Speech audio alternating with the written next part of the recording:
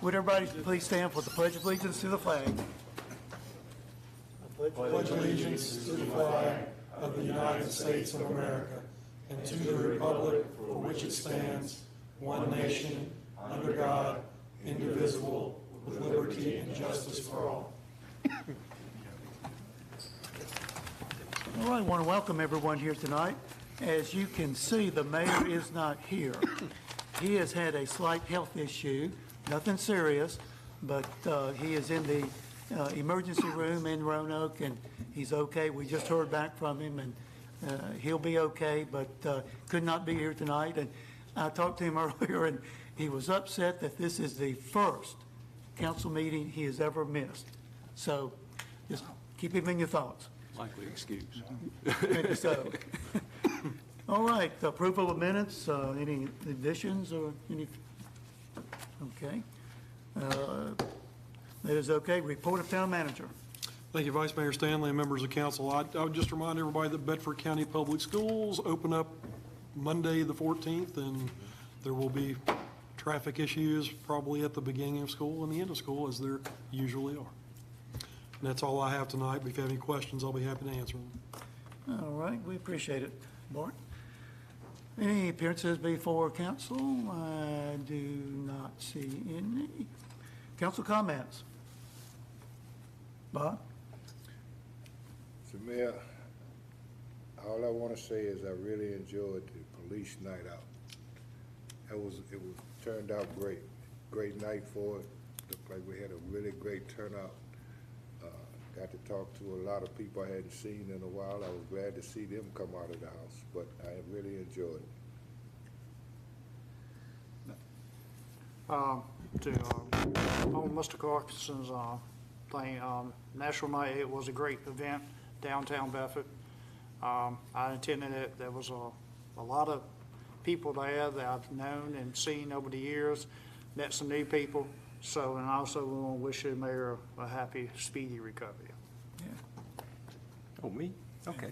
Yeah, I thoroughly enjoyed Police Night Out. That was a really good event. Lots of folks came, and hopefully we'll have more events of that nature coming up. As some of us have been doing, we've been walking around town talking to folk for reasons, but in the past couple of weeks, got some real interesting ideas. I had a lot of controversy about what happened on Burke's Hill with that old building, but it brings to mind a lot of our other old buildings in town that we probably need to do a little more about protecting them to some degree, to make sure that when they come down, there's the possibility of saving them has gone beyond. One suggestion was that maybe we needed to have some sort of, when a notice is to tear down a building is put out, there's some kind of period in between, like 90 days, to give some thought to maybe somebody else saving it. I don't want to tell people what to do with their property, but obviously we have some real good old buildings in this town, and it scares me sometimes that we might lose some of them, particularly in the downtown area. The other thing, one person was talking about the market area and how successful it is, but apparently their tents at times blow away. And they had seen some anchors put into the ground in certain areas that kind of held them down, and they weren't intrusive. The other thing that came up was the dump. Since we're not doing Saturdays for the, all the time, one of the suggestions was for a lot of folk who work, could we have one Saturday that they open? I mean, that was the suggestion. So I'm throwing those out just as ideas that, me, if I hear something, I'm going to spout it out and pass it on. Mm-hmm. And other than that, I hope, Tim, you're doing a great job so far. I'm being baptized by fire here, but we'll be okay. Bruce? Okay, first, I have to say National Night Out was a success to be able to honor our heroes, our men and women in uniform our police officers, our sheriff's deputies, state troopers, and all the other law enforcement agencies around the area. I would also like to thank Mike Miller for being a hero that night. What happened was there was a runaway stroller and it was going down this hill, and before it could hit into the farmer's market, Mike Miller reached out and stopped that stroller from going any further. Thank you for doing that, Mike. And hopefully Tim Black has a speedy recovery and that he's well enough to be here at the next meeting. And that's all I gotta say at this point. Okay, thank you. Yes, I have been out getting signatures also, and as Bruce just said, you talk to a lot of different people, and actually it's good. I enjoy getting out, knocking on doors, talking to people, and you hear a lot of good comments, good suggestions, things that are workable, things that probably aren't, but either way, you keep it in mind, pass them on. Yes, I did hear some of the similar things as Bruce did here, but the one thing I did hear more about is the closing of the landfill on Saturday, and that's a good idea, possibly maybe one Saturday out of the month to open it back up, but time will tell. To move on, I know the Mayor's Youth Council, some of you all are here, and we are going to proceed with that. I talked to Tim earlier today, and he said he probably would not be here, and he said just present these and talk about it a little bit. While I'm standing up here, I'm going to call names here in a minute, and whoever is here, just come out up to the front here, and I'll present your certificate. I will say this was a great thing that the mayor came up with, great idea. I was able to attend one of those meetings of Public Works. We went to different places around town, went to Liberty Lake Park. I really was impressed with the ideas the kids came up with. I mean, they are very good thinkers. I mean, they brainstormed a lot of things and had great ideas.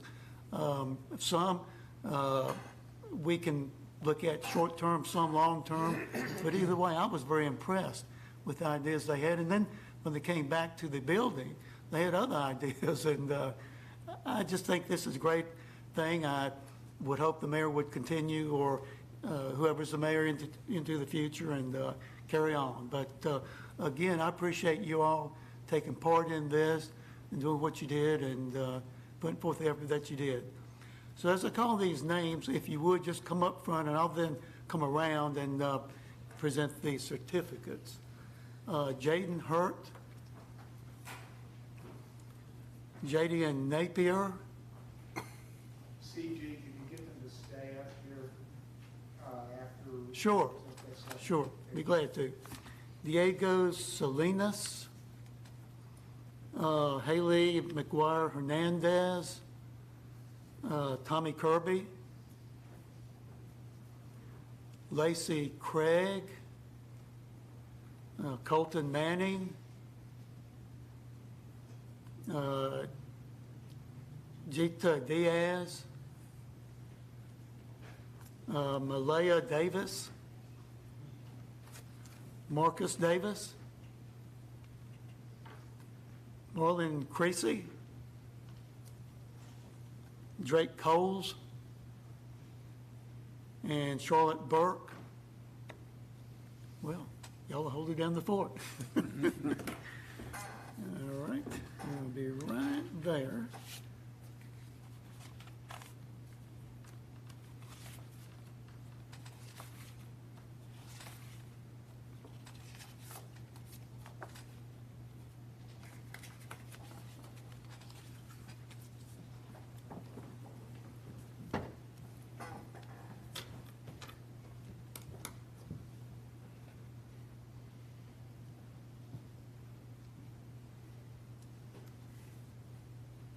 Once again, I appreciate everything you all did. The one day I was there was good talking to you all and listening to the ideas and everything you said. And just keep up the good work. And it's no doubt in my mind, these are the future leaders of the community and beyond.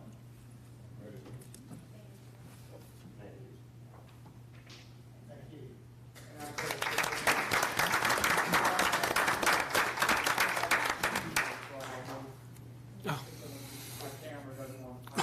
Susan will send you a copy. I'll send it out, John. Okay, where? CG? Oh, One, two. There. Is that okay? Okay, John, I think I'm having trouble too. John's fault. There we go. Show them all. 1, 2, and 3. There we go. Thank you very much. Good job.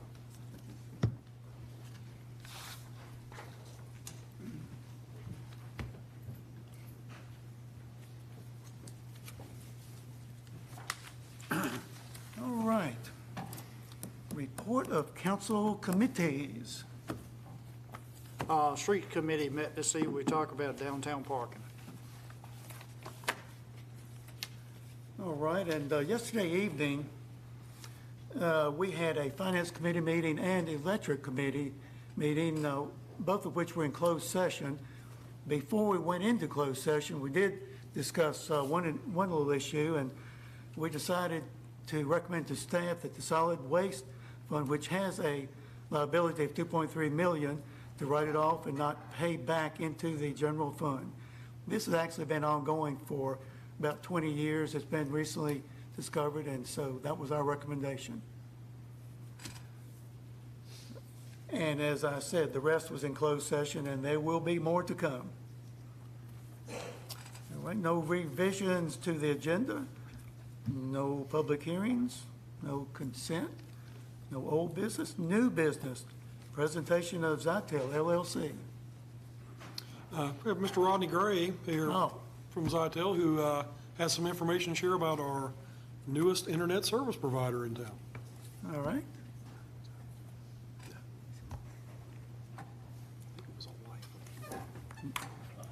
Do we need to come down? Or, No. okay. Yeah, it's- Thank you, members of council, for having me here tonight. To introduce myself, my name is Rodney Gray. I'm the Chief Operating Officer and one of the principals with Zytel. Zytel is one of the newest, or the newest fiber to the home internet service provider. We're headquartered in Bedford County. So we're a body of work grant recipient in the state of Virginia for both Bedford County, applicant for Carroll County, and an applicant for Spotsylvania County. We're expanding into Campbell County as well, into the Alta Vista market. So to give you a little background of Zytel, we pride ourselves on being a regional company in the Commonwealth. We focus on rural broadband and look forward to expanding throughout our home county of Bedford and hopefully as well into town. We're a locally owned provider. We're able to work with localities as a partnership instead of just another company that's coming into your area. Because we do things like that the other larger companies cannot. We can provide dark fiber for your municipality buildings. We set up POPs, points of presence, and I'm sure you've seen a point of presence. To give you a little idea, a point of presence is the little gray cinder block building that's sitting out on the corner of somebody's property with a chain link fence, usually a telecommunications building, and it amplifies the signal. It's an eyesore and it's ugly to the areas and to the neighborhoods. People don't like it. What we do is we partner with local EMS, volunteer fire, volunteer rescue squad facilities, or Bedford County landfill, for example. They usually have generators, they have power, they're accessible 24/7. They can give us space, and in return, we can trade and give them free service. We currently work with 5 Bedford County volunteer fire departments right now, and we have POPs inside their facilities. They put them in a locked closet, we get access, and we distribute the fiber from there to the surrounding neighborhoods. That volunteer fire department in turn gets the highest class of internet service that we have available for free. Example, the Boonesboro Volunteer Fire Department in Boonesboro is saving about $650 a month in their bill that they normally would pay out to Comcast, and they get that service for free from us. One of the other things we do is we can provide dark fiber to municipality buildings. We're actually working with the volunteer rescue squads in the Bedford County Administrative Volunteer Fire Admin to connect all of the volunteer fire departments with dark fiber. And that'll give them the ability to utilize services similar to the larger counties like Roanoke County and the city of Lynchburg that have connectivity between the 911 center directly to all fire departments. It gives the ability to do things like flash the lights, send the addresses for the ambulances and the fire departments directly to the MDTs, the computers that are in the fire trucks and ambulances with the GPS addresses of where they need to go before they ever have to get into the vehicle. So they get in the vehicle, it's there, it's already programmed in, it's there. It's called a ring down system that comes from the 911. As soon as the call goes in, it notifies everybody that's in the station, and lets them know where they've got to go before they ever even get ready to go out the door. Some of the ways that we provide service, we do things, like I said, we do things that the other national providers don't do. We're not a leftover of the Mob Bell days of the old telecom companies that broke up. We're not top heavy in the management. We don't have a board of directors. We don't have a vice president of everything. We don't have a vice president of government affairs, who's normally who we'd have standing in front of town councils and county boards of supervisors. I'm the chief operating officer. I'm coming out here to talk to you myself. So we don't have that stuff. We keep our overhead low, and we then put it in with a product that we can deliver to our customers. We also own our own outside plant construction company. Outside plant is putting the fiber optic cable in the ground. I know you've seen them, the people that close the roads down when you're trying to drive, and they got those big spools of orange pipe all over the place. That's fiber optic conduit, and we're putting that in the ground all over the place.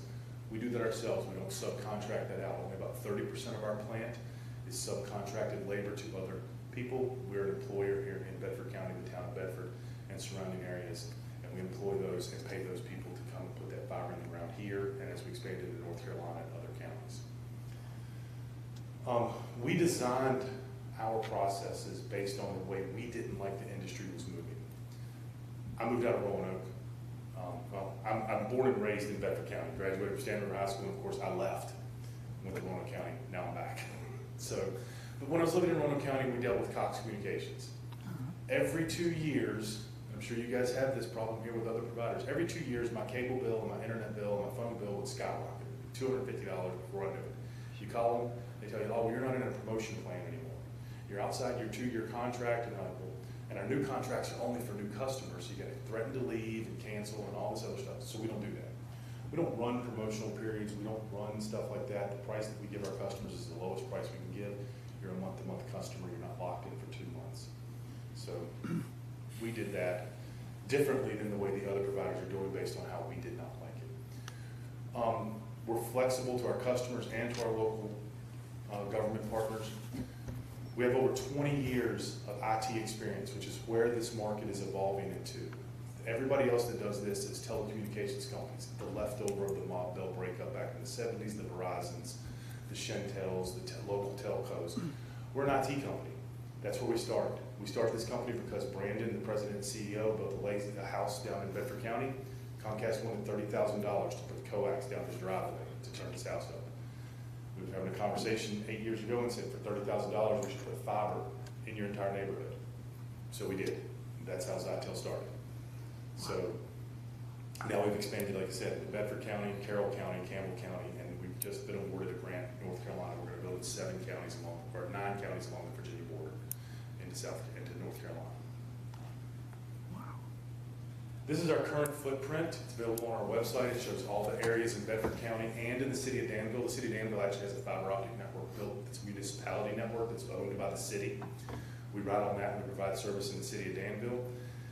This is all the areas that is out of date because we build every day. We're expanding these areas throughout Bedford County. This is our contract VOTI build. VOTI is the Virginia Technology Initiative. We won Bedford County. It's 417 miles of fiber that has to be completed by the end of 2024, or February 2024. We're on schedule. We think we know we're going to finish it on schedule, which is one of the very few providers. We're in the top 10% of providers in the state of Virginia that have not applied for an extension, and we're not going to finish, hopefully knock on wood, be over time. We're going to finish on time and get all the fiber in the ground throughout Bedford County. Within the town limits, this shows the aerial plant. Most of the stuff we're going to do, we're going to partner with Bedford Electric, and some of our plant will be on the air going through here, some of it will be in the ground. We have the signed franchise agreement that Mr. Warner and I got together and got done so that we can get all the permitting that we need and everything to pull the fiber. This is our initial build that we're going to have done by the end of 2024, or in 2023, I'm sorry.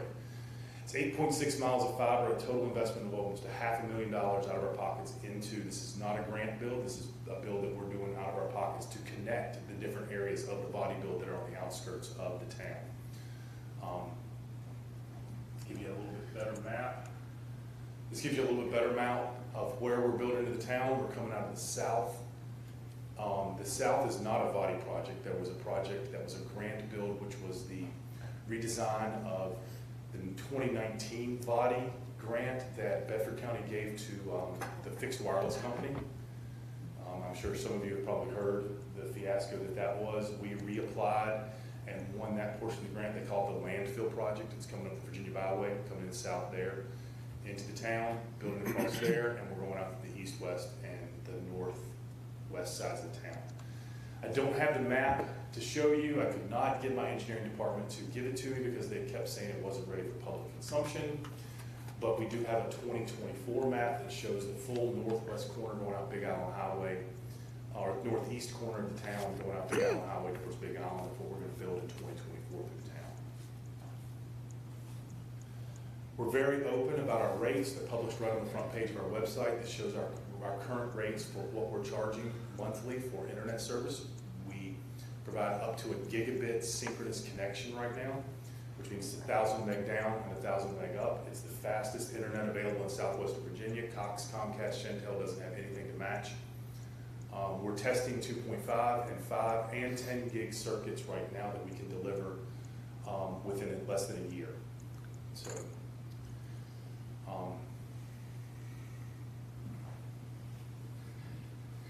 one of the things that we also offer, we overbuild for our fiber. I forgot to mention this. We overbuild on our fiber, which means the count of fiber inside the buffer tubes that we're putting out is well more than what we're going to use to deliver to our customers. So therefore, there's fiber that's going to be reserved for what we call enterprise class service. So we will build out any industrial parks that you guys put in place, any areas that can be classified as what they call gigaparks. So we can then provide enterprise class service to all of your industrial parks. If you guys have something coming up in the plans where you're going to have another industrial park within the town limits, let us know. We'll make sure our fiber passes right by there, and we can then give you a better way to market those industrial parks to potential customers.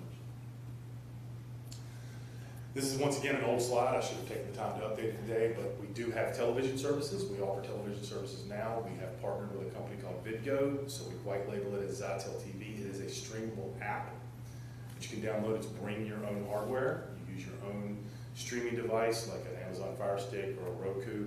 We don't provide any overtop. It's none of that renting boxes or monthly service fees. You can have it on up to as many TV devices as you want. You can watch 3 simultaneously. Those television services for the full premium that you get, which is every channel they offer, adds about $70 a month to your bill, $75. We also participate in the ACP, which is the Affordable Connectivity Program with the FCC. So citizens that apply for the ACP and qualify for it, they can come to us. You have to qualify for the ACP, but then you can qualify for our residential basic 50 plan, which then once again this slide needs to be updated because it's 50 synchronous, 50 megabits down, 50 megabits up. It's a cost of $29.95 a month, which means with the $30 credit they get from the ACP, it's a free internet service for your low-income families. So one of the things that we also do different from our competitors, I told you the story where Brandon built his house and they wanted Comcast wanted $30,000 to come down his about an 800-foot gravel driveway. One of the things that we do different, we don't overcharge customers for that. All of our competitors want to make a profit on that, they want to make money on it, and we don't do that. We basically charge $1 a foot above 1,000 foot. Now in the town, that's not really going to affect much, but it might in some areas. But just to tell you what type of company we are, we have customers that are all over Bedford County that have over 1,000-foot driveways, 2,000 to 3,000-foot driveways for the farms. We charge $1 a foot above 1,000 foot, and we don't expect somebody to come out of pocket with $1,000 or $2,000 if it is a 3,000-foot drop. We then can say, okay, you can contract with us for 36 months. We knock 20% off because you're doing that, the total bill. Then we say, okay, we'll just divide it by 36, 48, whatever, and add it to your monthly bill. So there's no cost out of pocket for any of our customers. We never charge installation fees. We never charge activation fees, nor will we ever. So Thank you for the time, and I'll gladly answer any questions any of you might have. Any questions? Okay, first I want to say I am very impressed. Now, something I was thinking about for a while was looking at Brady Coxon, but from your presentation, I think you might actually have a better service than Cox. My question is there anything you need any of us to do tonight to be able to get this rolling? I don't think so. I think we're in place right now. The town bill just came out of engineering. We're building up the Virginia Byway right now. We're building in the Jordantown area, coming up towards Thaxton and Montvale on 460. Then we'll build eastward, and we'll connect the dots in the town. And right now, like I said, most of our plant is built underground. There are some aerial portions that we have to work with Bedford Electric to try to get on their poles, but we have a pretty good agreement. We're already on some of their poles. We have a joint use agreement in place with Bedford Electric. In fact, I think we're a subcontractor for you guys as well to do fiber repair for your own stuff. We have fiber going into their substations to connect them up. And yes, we're still going to try to get the substation towards Amherst.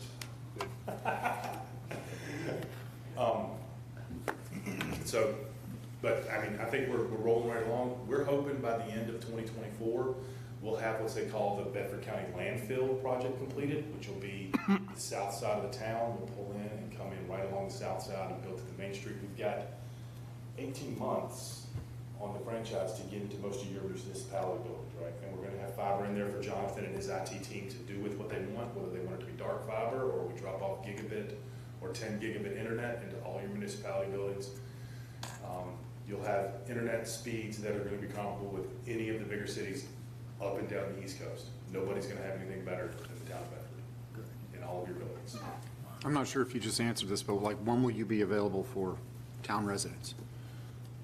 We don't release to marketing. So what happens is we have our crews come through and we white line, where, without being on your sidewalks, because we know that the towns are different than what it is in the rule, but we white line, we call them utility dig tickets, and we get things marked and we're ready to build. At that white lining time, that's when the contractors or our construction guys go ahead and we put door hangers on all the doors of the residents so that we notify them that, hey, we're building here, we're doing construction here. I would say your citizens in the town are gonna see that happen in the next 3 or 4 months.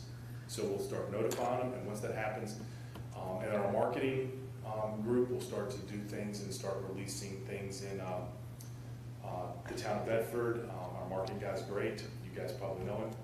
He's sitting in that room right there. So, he'll geofence in some Facebook posts, social media posts for everybody in the town of Bedford, and everybody on their Facebook feeds will start getting the Zytel promo stuff popping up.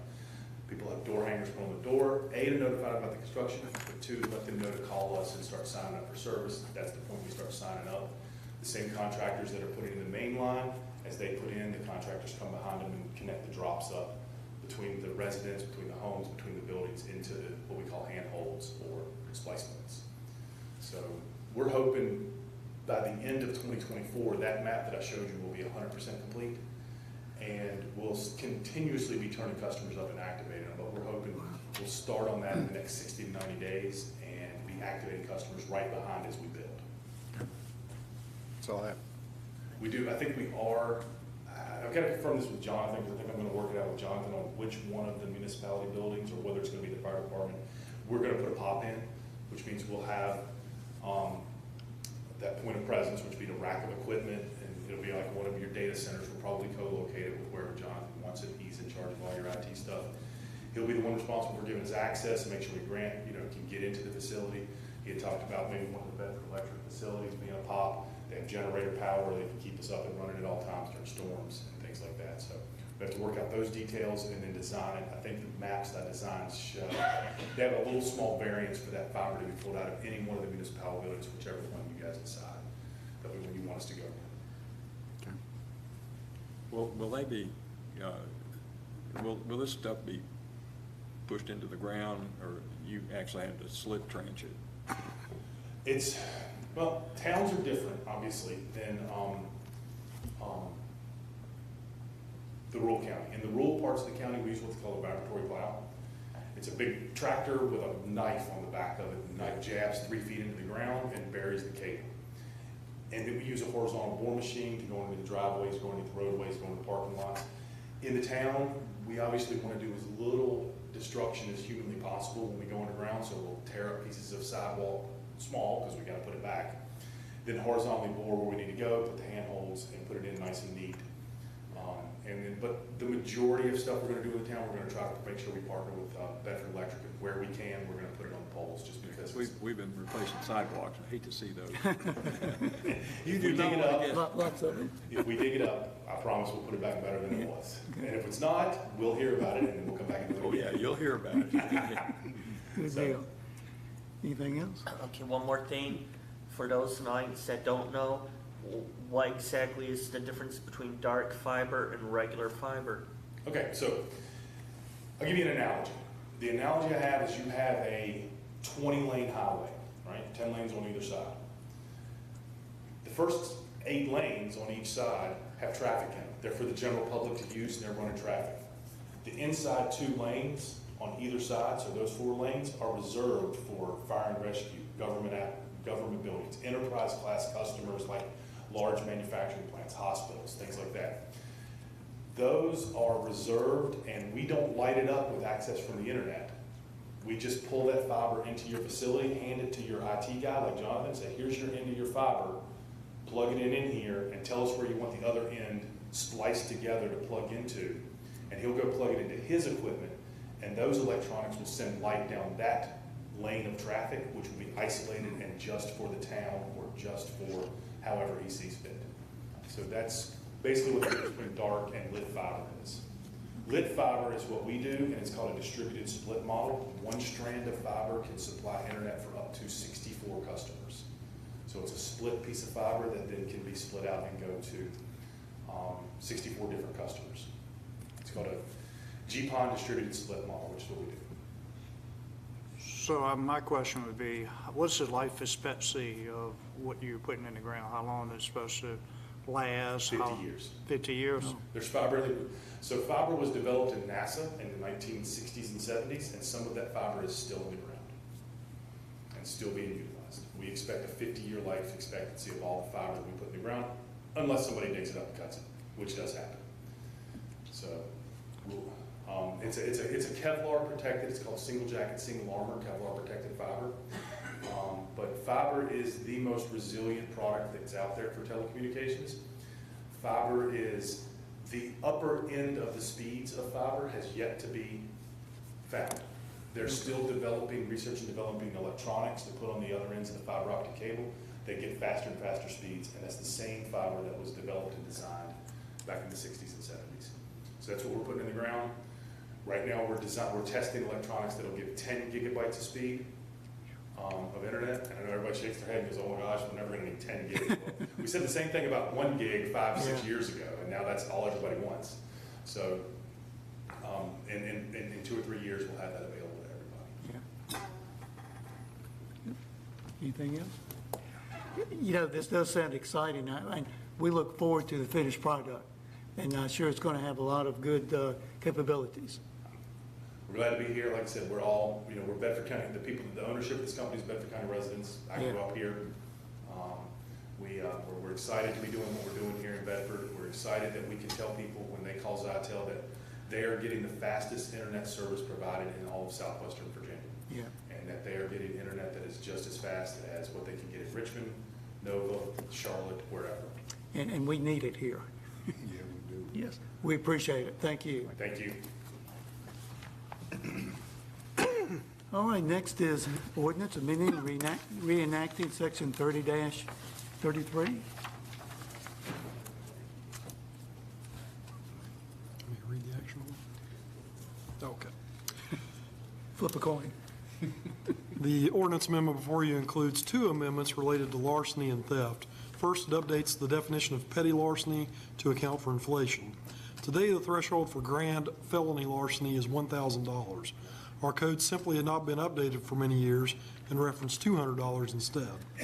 Second, it adopts an ordinance paralleling Virginia Code Section 18.2-187.1 that provides for a crime of theft of utility services and creates a civil cause of action to recover costs.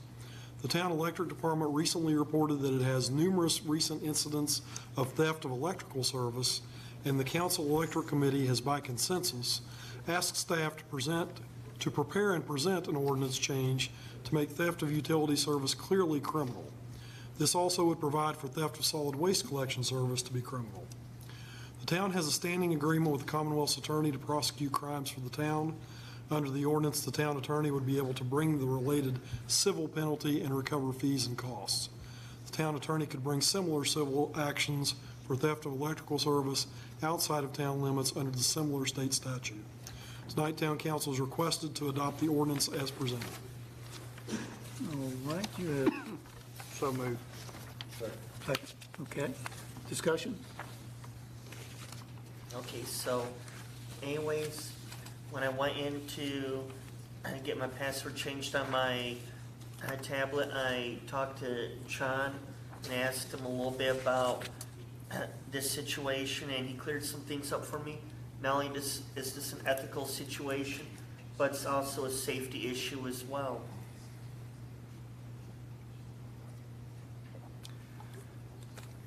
Anything else? As I was reading through this, I just want to be sure I understand it. The first part was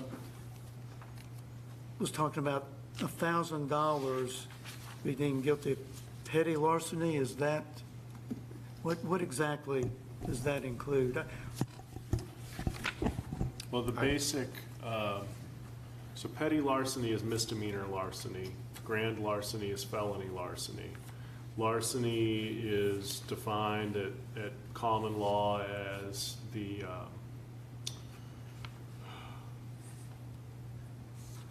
taking the property of another with intent to deprive him or her of possession of it for some period of time, probably permanently. And petty larceny is and has been punishable under the town code as far back as it goes. It's just that in, I think, the 1996, which I think was the last time this was updated, both state code and our local town code provided that $200 was the threshold where it flipped from being class 1 misdemeanor larceny to being class 6 felony larceny. And that goes up from there. You can't, towns can't have felonies. We can only adopt misdemeanor punishments. Okay. So we, this just moves the penalty up to $1,000 where it's class 1 misdemeanor as your maximum penalty for petty larceny under the town code. Okay. Class 1 misdemeanor, for what it's worth, is a year in jail and up to $2,500 in fines. And if it's larceny, it can also be restitution for the value of the thing stolen. I got you.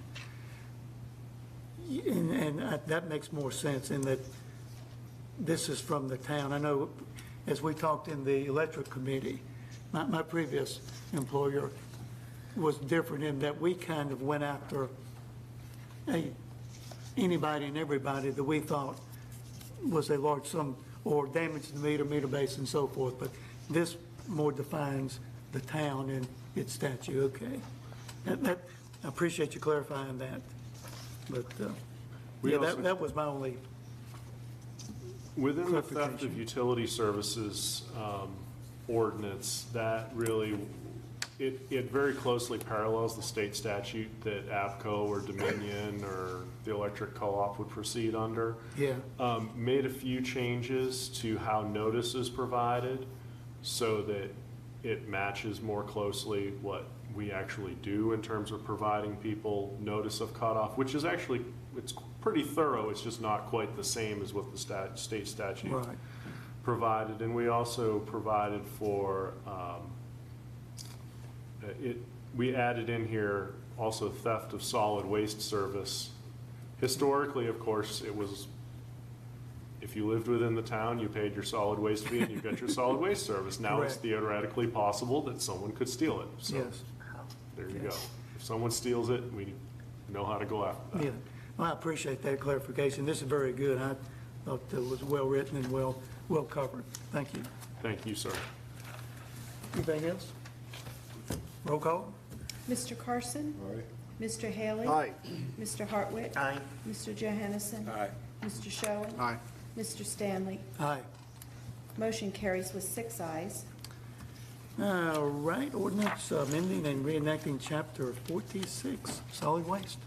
At its July 11th, 2023 work session, council requested staff and the town attorney update the town solid waste code to delete superfluous language and make the language match the services the town currently provides. Importantly, sections dealing with recycling, the landfill, and solid waste container sites that are no longer applicable were removed. Tonight, town council is requested to adopt the ordinance as presented. All right, do we hear a motion? So moved. Second. Discussion? Comments?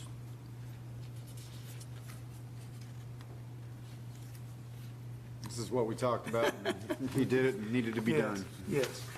Again, you're exactly right. We had discussed this. We went over it. I went through this, and I thought it looked very, very good, very well written. So, excuse me, I'm sorry, I didn't mean to. No.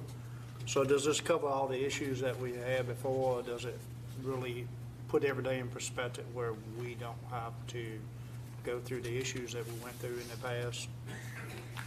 It covers between this and the changes that were put in by administrative rule. It covers getting us to where you all talked about us being at the work session. Yes. The only piece that's potentially still out there is making sure that we have the rate schedule, the schedule of rates and fees taken care of, because that's something that can only be adopted by council following a public hearing. But otherwise, we are set up to at least operate for the next year, as we had discussed, and have it work the way that you had suggested, so that we can see whether it works, and if it does, stick with it. Also want to make sure and give credit to D.W. Lawhorn, who's not here. He looked over some of the operational sections about what it is that he actually does, and you'll see a few amendments through those sections. He thought real hard about that. All right, thank you. And some of the old antiquated language was taken out also. Yeah. Anything else? All right, roll call. Mr. Haley? Aye. Mr. Hartwick? Aye. Mr. Johansson? Aye. Mr. Schoen? Aye. Mr. Stanley? Aye. Mr. Carson? All right. Motion carries with 6 ayes. All right, I believe that is it, and I will adjourn the meeting until 5:30 p.m. on August 22nd for conflict of interest training. So put that on your calendar. Thank you. That's going to be so fast.